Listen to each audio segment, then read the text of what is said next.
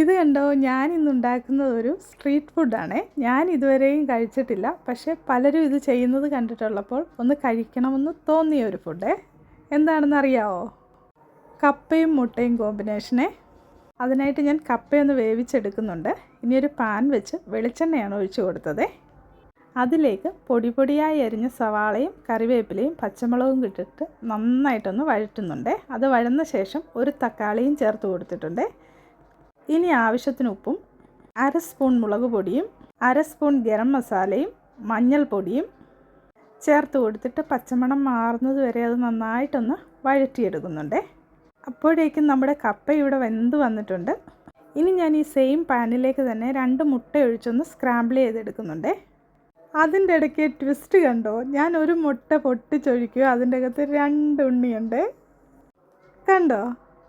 ഇനി വേറൊരു മുട്ടയോടെ ഞാൻ പൊട്ടിച്ചൊഴിച്ചു. ഇനി ഇത് നന്നായിട്ടൊന്ന് സ്ക്രാമ്പിൾ ചെയ്തെടുക്കുന്നുണ്ട്. ഉപ്പും കുരുമുളക് പൊടിയും ചേർത്ത് കൊടുത്തിട്ടുണ്ട്. അതിനുശേഷം ഇതെല്ലാം കൂടെ ഒന്ന് മിക്സ് ചെയ്തെടുത്തേ. ഇനി നമ്മുടെ കപ്പ ഇതിലേക്കിട്ട് ഇളക്കുകയാണ് ചെയ്യേണ്ടത്. ഞാൻ കപ്പയൊന്ന് ഇളക്കിയിട്ടാണ് ഇതിലേക്കിട്ടത്. അതിനുശേഷം എല്ലാം കൂടെ ഒന്ന് കൂട്ടി ഇളക്കി യോജിപ്പിക്കുന്നുണ്ട്.